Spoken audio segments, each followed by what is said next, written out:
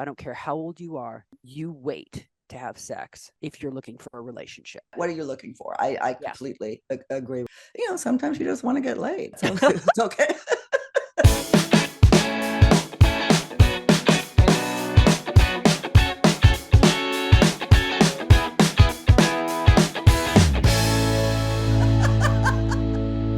Thank you so much for tuning in again to Second Act TV. I want to welcome back Joni Caldwell Lerner, the motivational coach and host of Wake Up with Joni. Thanks for being here again, Joni. Oh, always my pleasure. Thank you. Thank you. Well, we have another fun conversation, I think, today, and interesting. I came across this article, and it's about bringing back outdated dating behavior, outdated rules. This was written, by a younger person, a younger writer for younger daters. And as I'm reading this, I thought, this is outdated, or is it? Should we bring it back? It's interesting. I think that that's even going on in their heads. Should we bring it back because of how the dating culture, has changed? You read the article, Joni. Anything you want to say before we get going here? Yeah, I love what you're pointing out because in a way, it never left us in our generation. So this is going to be fun. Yeah, so no, it is, and I think it makes us focus again also on what maybe we should or shouldn't do dating as we're starting again, at this stage in life. So here, let's look at the first one. I love this. So number one on the list: write a cute love letter or just a handwritten letter. To where now it's Instagram and Facebook and this, and you can just profess your love online, but nobody thinks about actually writing something. What a great idea! And we don't think about that anymore, I don't think. What do you? It is a great idea. It's unique because it is so outdated, so to speak. And actually some people, young people, don't even know how to write in cursive anymore. It's a lost art. So I would say a couple of things about that. Absolutely. If they're young, try it. It's really sweet. John had for Valentine's Day, he said, okay, here's 6 pieces of paper. And I took 6 pieces of paper and he took 6 pieces of paper and he said, okay, write something that you love about me on each one of those. And I'm going to write something that I love about you on each one of those. And one day over the next week, we get to pick one out. And I thought that was so sweet. Wow. Yeah, it was. Yeah, I still have the little pieces of paper in a box. Boy, if I had a dime for every time Paul did that. You'd be broke. That is really, really sweet. The bottom line here is, even us who we grew up this way, we don't do that anymore. I shouldn't talk for everybody, but it's not something that's top of mind. So I thought this was a great reminder how you might be able to make somebody feel really good, while you're dating or you're starting to meet. So anyway, enough about the cute love letter. This is interesting too. Again, written by a young person for young people, practicing chivalry. That it says here that a long time ago, it was the man who was expected to be chivalrous. And now, it's okay for both men and women to be mannerly and chivalrous. And I thought that was so interesting that you have to be reminded of that, or that kids need, think that this is important. What can we learn anything from this? Well, it's just a reminder. We know how to be chivalrous. We know how to be kind to other people. I hold the door open for people. Absolutely. What you see somebody who maybe can't move as well as you can, or they have their arms full, or you just happen to be at the door first, hold the door open. Pull the chair out. Oh my gosh, that's an old one. I don't know that I would hold the chair out for John. I don't think he'd like that too much. But you know what I'm saying? Yeah, I thought the whole thing was chivalry, and it does come up in our videos, that now women sometimes get offended if you open the door for them. I think that's absolutely ludicrous. So if you disagree with me, please leave it in the comments. Let me know why it's okay to be offended if a man opens the door for you. But they apparently, that some of the younger people at least value that and think that we should bring that back. Here's one, a point of contention in lots of dating behavior: offering to pay the bill. Yes. What about it? So I think that it went on in the article, which I really agree with. It went on to say, if you're the one that invited the person out, Yeah. you're the one probably who should pick up the check. Mm-hmm. Now, the man can, if they have a sense that they're very independent and it's incredibly important to them, that there may be some history behind how she may receive him offering to pay the check. She might be offended, like the lady with the door a minute ago. Mm-hmm. Then he can say, hey, listen, I invited you. Would it be okay with you if I picked up the check? Mm. I think that's a great way to say it. Mm-hmm. It amazes me that we have to think about that, or that should be said, that anybody, I don't know. This is a point that amazes me. This is where I am so pro old fashioned dating, not because I want the man to pay for me every time. Believe me, there's other ways to dance, play that game, or whatever you want to say. You can make up for it, and I'm not talking about sexually, but there's things that you do for each other that where you maintain your feminine energy and your masculine energy. And I think paying the bill at a restaurant is, I don't know, to me, I just think that's a man's, let the man do it. Let the man be the man. And, I mean, you can talk about it beforehand. You can invite him out. There's other things you can do, but there's just something about the man putting the card on there and handing it to the waiter or waitress instead of me. So, okay. So I agree in a very big way. Mm-hmm. On the other hand, I think Mm-hmm. it's important to point out that there are men in our category that are on fixed incomes. Mm-hmm. They are in retirement. And so for them to pick up the check in this whole dating process every single time he goes to dinner, that's a lot. That's hundreds and hundreds and hundreds of dollars. So for the woman in the conversations before going out to have a sense of where this man is in life financially, and then honoring that. And so you can either choose not to go out, or you can say, hey, listen, I invited you out. I know the man usually pays the check, but do you mind if I pay the check? So we go back to asking the question. So I like that. I like okay. that. I like a woman asking that. Absolutely. That's a great way to do it, especially if you're the one that initiated the date. I totally agree.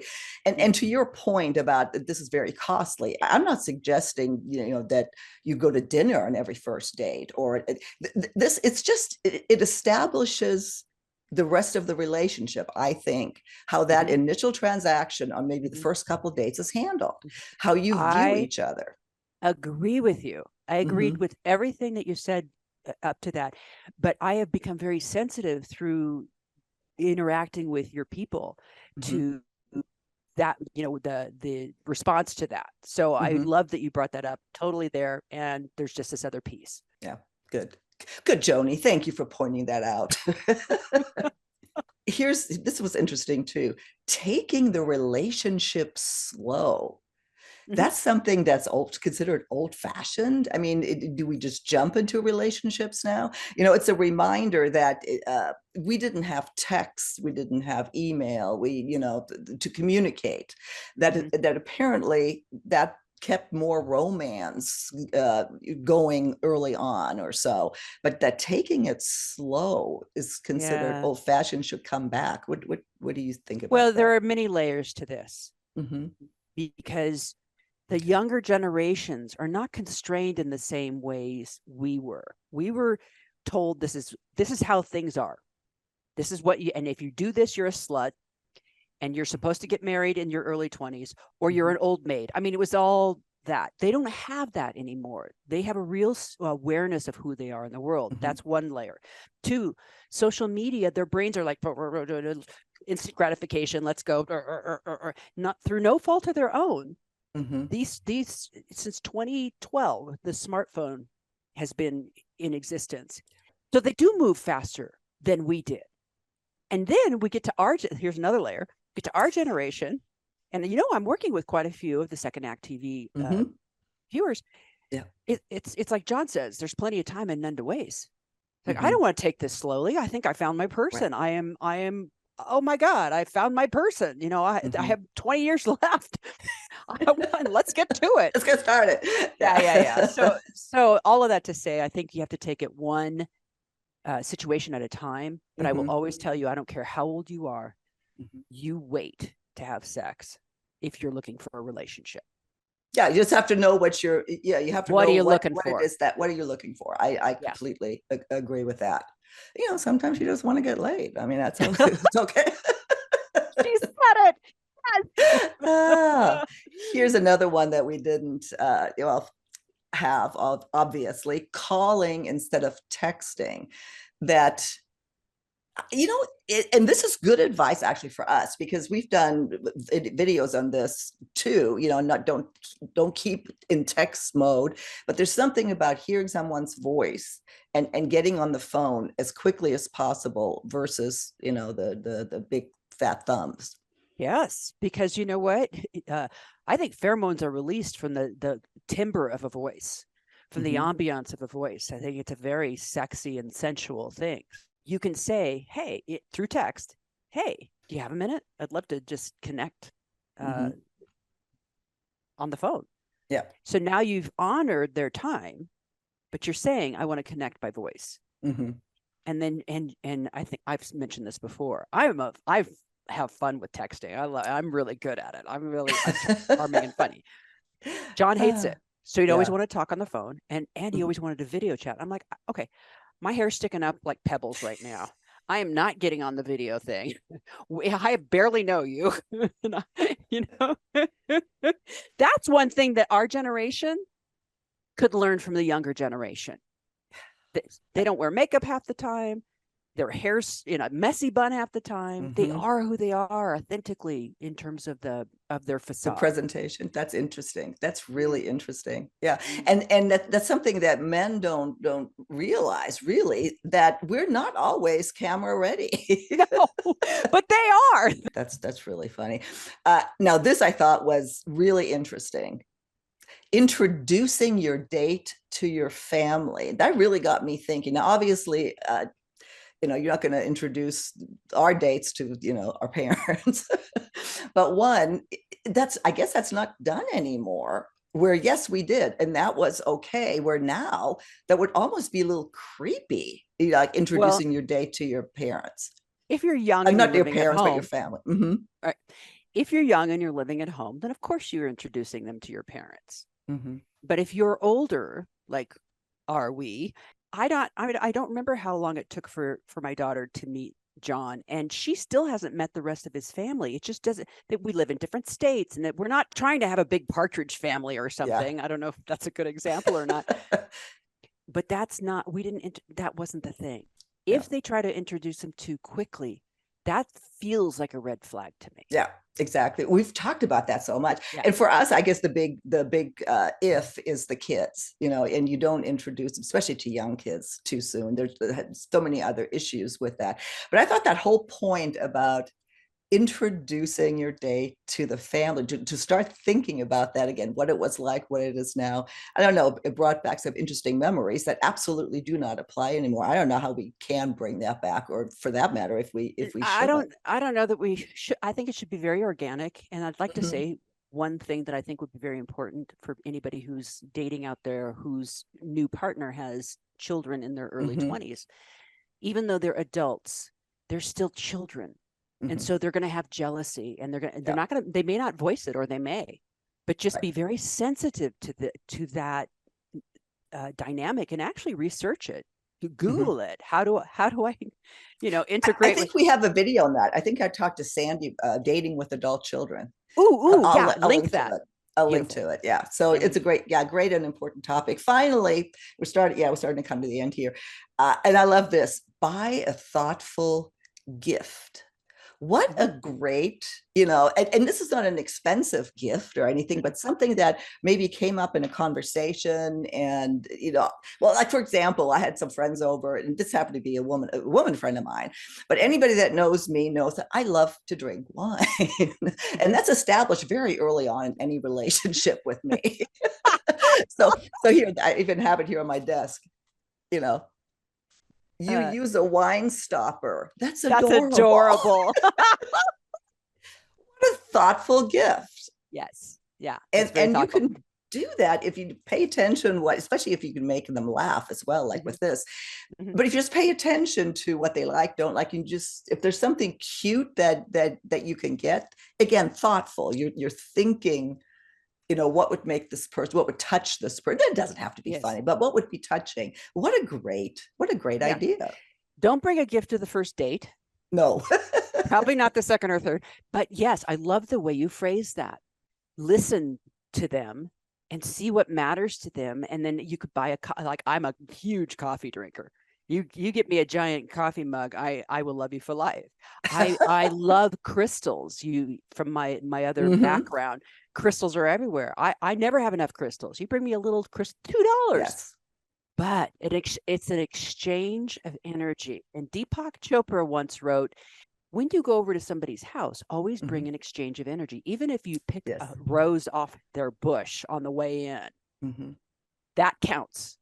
So it doesn't have to be a big bouquet of, and especially if you're dating, it's very early on in the dating, bring a flower, not a big thing of a dozen roses. That's too much. Right. But you're saying, you matter to me. And I spent some thought and energy on this. Yeah. And you left an impression.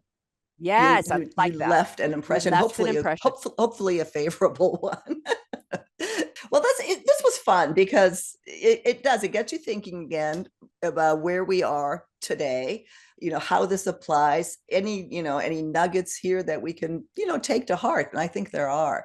Anything else you want to say before we close? I think what we talked about today, it was the outdated chivalrous things that might be brought back. I think that if any of these feel like something you want to try, give it a shot. Try it. Being kind, being conscious, being aware of a person's likes, needs, wants, what have you, that's really kind of cool, to be honest with you. And in this disconnected world, that matters. It is currency. Yeah, so. I like that. Very well said, Joni. Joni, we will link to all of your information. Please get a hold of Joni if you want to coach with her directly, as so many really of our viewers have done. I'll you'll have the link obviously in the show notes, and then of course your podcast, which is really taking off. Wake Up with Joni. Check it out. Give Joni a great review. Yeah, please do. And I look forward to having you back again soon on Second Act TV.